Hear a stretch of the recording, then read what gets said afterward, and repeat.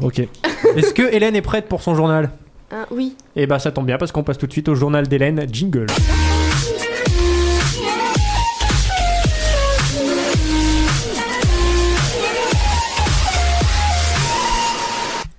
Rebonsoir à tous. Alors comme chaque mois, nous allons revenir sur l'actualité du mois nous précédent.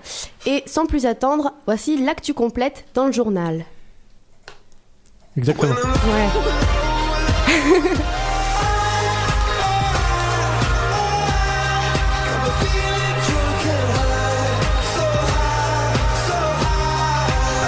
C'est l'hymne for le jeudi, c'est ça ? Bah ouais. Le nom de la chanson. Mais bon, tu tenais tellement.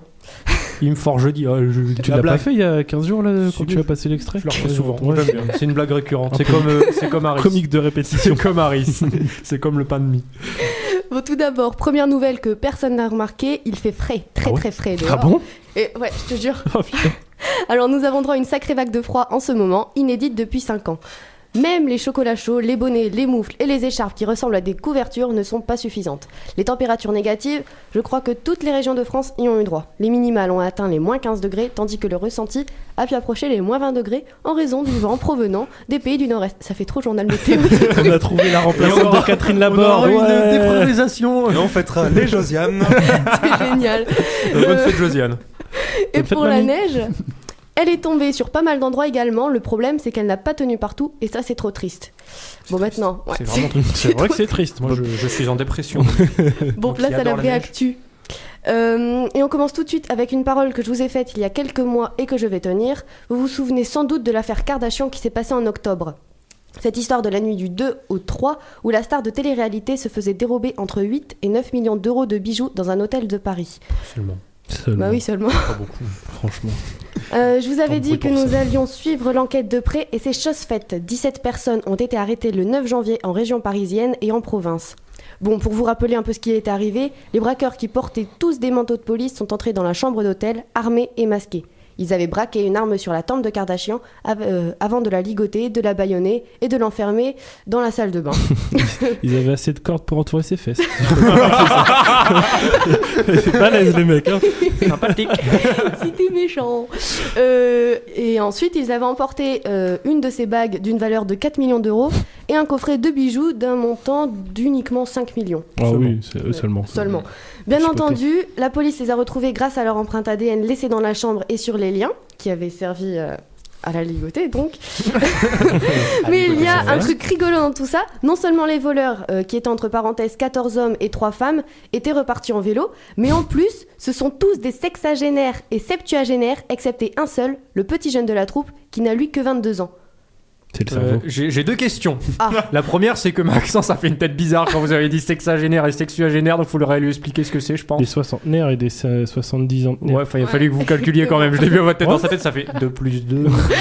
Il est Et la tard. deuxième information, c'est une information que j'ai de source sûre. Il paraît que la personne de 22 ans, au final, n'a pas été arrêtée. Ah bon ? Il paraît qu'elle vit dans le Nord-Pas-de-Calais, qu'elle s'appelle Anthony et qu'elle est électricien.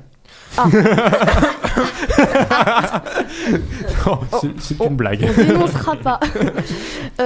Alors, Vous allez écrire un livre pour raconter ça après, Anthony. Comment j'ai ligoté les fesses? donc nous savons désormais que ce sont des papis braqueurs, comme ils ont été renommés, qui ont commis le vol dont la valeur du boutin Goûter. Loulou et Boutin. Loulou et Boutin. est la plus élevée en France depuis 20 ans. Et pour continuer le journal, je vais passer la parole à notre cher chroniqueur sport que l'on adore tous, puisque l'on passe tout de suite à la chronique sport. Jingle. C'est parti, ça va bouger, ce sera beau, beau, beau. C'est parti, ça va bouger, ce sera chaud, chaud, chaud. Et là, le génie, le pointu qui surprend. J'adore. Le pointu. Et pour commencer, la chronique sport, on est au mois de février, n'est-ce pas, le 2 ? Exactement. Et qui dit mois de février dit... Ouais, je sais, tu me regardes. Le tout ça. D'une part, et d'autre part, le tournoi destination qui fait son retour ce samedi. Il va avoir froid. Ils vont avoir froid, surtout qu'ils jouent en Angleterre, ouais. Et en Samedi, short. c'est le crunch. Angleterre-France à Twickenham, ouais, tu connaissais pas. Alors en fait, pour l'histoire, le crunch, c'est le nom qu'on donne au match entre les Anglais et les Français au rugby. Ça, c'est toujours appelé le crunch. Me demande pas pourquoi, je n'en sais rien. C'est un rapport avec les céréales. Bah, je me le demande. On peut bien sûr citer Mars et Twix. Et Lyon. Nesquik, Et Lyon et Nesquik. parce que j'en ai mangé Ce matin, c'était bon. Soit dit en Vous passant. avez rien mangé depuis, vous devez avoir faim. Ah si, mais j'en ai pris au petit-déj, quoi. Bref, du coup, samedi 18h, j'espère que vous serez bien nombreux devant France 2, parce que voilà, Angleterre-France, c'est un match à ne pas rater, sachant que moi, pour la première fois depuis, on va dire, une bonne dizaine d'années, je pense que la France peut gagner le tournoi. Et donc voilà, j'espère que vous serez tous derrière. Je voulais faire un petit clin d'œil aussi à Virginie en parlant un peu de tennis et de l'Open d'Australie. Je tiens à rappeler que Djokovic a fait une énorme performance à ce tournoi, sorti au 2e tour, il me semble, c'était magnifique. Bravo Djoko. Et juste pour mon coup de cœur, en fait, c'est concernant les 2 finales qui ont eu lieu le week-end dernier. Et en fait, du coup, c'était des retrouvailles à tous les étages. Chez les femmes, c'était les sœurs Williams qui s'affrontaient pour la première fois en finale de Grand Chelem depuis plus de 10 ans. Et également chez les hommes, c'était Nadal contre Federer. Ça me rappelle un peu ma jeunesse, quand il dominait le monde et que Djokovic n'existait pas. Qu'il mangeait encore du gluten, en fait, et qu'il se dopait pas, tout simplement. Il est pas DJ, Federer. On va passer si tu me le permets, on va directement passer au basket, hein, c'est mieux. Et voilà, on est à la mi-saison en NBA. Et comme l'année dernière, à la même époque, il y a peu de suspense dans les 2 conférences. On sait très bien que à la conférence Ouest, ce sera les Golden State Warriors qui vont finir en tête. À l'Est, ce sera sûrement les Cleveland Cavaliers. Et non, n'en déplaise à Anto, les Lakers sont toujours bel et bien derniers. Vous voulez que je vous dise une anecdote? Dis-moi. Vous savez pourquoi j'encourage les Lakers? Parce qu'ils sont jaunes. Parce que là, c'est la seule équipe de basket que je connais. Ah, d'accord. Je m'en doutais à 100%. C'est parce que je vois des casquettes Lakers partout, c'est la seule que je connais. Faut venir faire un stage à la maison. C'est prévu, fin du mois. Exact. Et ouais. Et pour refermer ma petite page de sport, c'est un clin d'œil à ce cher Anto. Je sais qu'il est comme un fou. Je voulais finir avec la Coupe du Monde de hand et la belle victoire des Français qui sont devenus champions du monde pour la 3e fois. Alors voilà, un grand coup de chapeau aux experts et puis allez les Bleus. J'adore.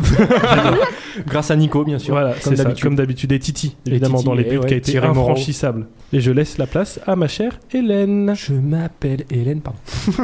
Merci Max pour toutes ces infos riches en sueur. Cette phrase, je tiens à le préciser, vient d'Anthony, hein, et ça n'est pas de moi. Vous voyez ce qu'on... C'est pour ça que j'ai eu du mal à la dire. Voilà, c'est surtout la manière de le dire. C'est surtout la manière qui a été dite. Hein. Sinon la version faut être riche en sueur. J'ai trouvé un truc, tu vois, mais... Ça aurait pu passer, mais non. C'est pas bon. Bon, sans transition, on va parler de politique, passage obligatoire pour un journal. Et forcément, vous devinez sans doute qu'il s'agit d'un événement incontournable de ce mois de janvier. Alors ça, c'est l'hymne américain. Et félicitations. Merci. Et merci. Donc quels sont les hymnes les plus connus God Save the Queen. Et oui, je parle bien sûr de l'investiture de Donald Trump. C'est le 20 janvier, en début de soirée, que tout a commencé. À peine était-il installé dans le bureau ovale, bien assis sur son fauteuil, qu'il a signé un décret ordonnant le maximum d'exemptions possibles à l'Obamacare. C'était la réforme mise en place. Obamacare, oh et oh. Et tant que l'émission se Aucun termine, sérieux. je suis au bout de sa vie. Bon, donc c'était la réforme mise en place. Quoi ? Je vais avoir une idée. On cherchait un jingle pour finir l'émission. Qu'est-ce que vous pensez de finir toute l'émission par Obal masqué là ? Oh non. Ah si. Oh non. Si en mars on fait ça. Moi j'aime bien. Ah voilà. J'aime bien. Voilà, hein, En plus c'est un clin d'œil parce qu'ils viennent à Biache au mois de juin. Ah bon ? Précisons-le. Et ouais. J'avais un journal à faire, vous vous attendez quoi ? Que tu te taises. Donc c'était la réforme mise en place par Obama en 2010 afin de permettre à des personnes ne pouvant pas forcément se les payer d'avoir des accès aux soins. Sauf que M. Trump trouvait que cela coûtait trop cher et a alors promis que la loi l'annulant serait bientôt abolie au Congrès. Chouette. Donc ça c'est la première nouvelle. Et la suivante, c'est l'avortement, chose promise, chose due, c'est bien connu. Là aussi, notre cher Donald a signé un second décret interdisant le financement d'ONG internationales qui soutiennent l'avortement. Et j'oublie également cette question du grand débat sur le mur séparant le Mexique et les États-Unis. Et bien sur cela aussi, un décret a été signé la semaine dernière. Étonnamment, celui-ci impose la suite de la construction du mur et... Aussi, je tiens à le préciser, qu'il soutient également que ce seront toujours les Mexicains qui paieront, pour ce mur, mais il refuse toujours. Enfin bref, nul ne doute qu'il marquera l'histoire avec toutes ses décisions surréalistes à nos yeux, et peut-être partira-t-il un jour à la conquête du monde, qui sait, comme ce bon vieux Jules. Mais oui, souvenez-vous, Jules César, l'empereur avec sa couronne de feuilles prête à partir dans un bon ragoût pour nous réchauffer du froid, de laurier. Tiens d'ailleurs, autour de la table, et vous, chers auditeurs, vous vous souvenez de lui ? De qui ? Bah de Jules. Je parle de qui là ? En plein dedans. Nickel. Moi, ce qui me dérange le plus, c'est qu'au début, j'ai compris. Alors, vous vous souvenez de Jules ? Ouais. J'ai vraiment compris ça, moi, par contre. Hein. Sans rigoler, sans blague, j'ai vraiment compris. Vous vous souvenez de Jules ? Hein. On l'appelle l'OVNI. Parle de moi, M. Cassé. Je suis dans ma paranoïa. Donc Jules César, oui. Ouais, pendant sa conquête de la Terre, un petit village qui lui résistait toujours. Le petit village qui résiste encore et toujours à l'envahisseur d'ailleurs. Encore aujourd'hui. Vous voyez de quel village je parle ? Vitry en Artois. Exactement. Vitry en Artois, qui est le fameux village d'Astérix et de ses amis. Exactement. Bien connu. Vitrix en Artois. Vitrix, ouais. Alors j'ai une bonne nouvelle pour tous les fans du village des moustachus buveurs de potions magiques. La sortie d'une nouvelle bande dessinée a été annoncée. Elle est prévue pour le 19 octobre et ce sera le 37e album des aventures d'Astérix et Obélix, dessiné et pensé, comme pour les derniers albums, par Jean-Yves Ferry et Didier Conrad. Cependant, une petite surprise est annoncée. Il est possible que ce soit au tour d'Obélix d'être mis en avant. Selon la planche annonciatrice publiée par Le Parisien, il semblerait que le tailleur de menhir décide de devenir à son tour un guerrier. Alors vivement octobre pour découvrir tout cela. Et voilà pour ce palpitant mois de janvier. Merci de votre attention et je laisse à nouveau la place à Anto. Et quant à moi, je vous retrouve pour un nouveau journal le mois prochain. Et d'ici là, portez-vous bien. Bisous. Oh là là. Oh là là. C'était ressemblant, non ? Ouais, de loin. J'ai fait le générique de fin du journal. Ouais, c'était ça. Ah, c'était ça On a tous reconnu. Moi, je l'ai reconnu. Voilà. Anthony, heureusement qu'il est là. Vous allez changer de place la prochaine fois. Ouais, c'est pas de ma faute. Je veux si- Anthony près de moi. Ouais, bah, c'est bien.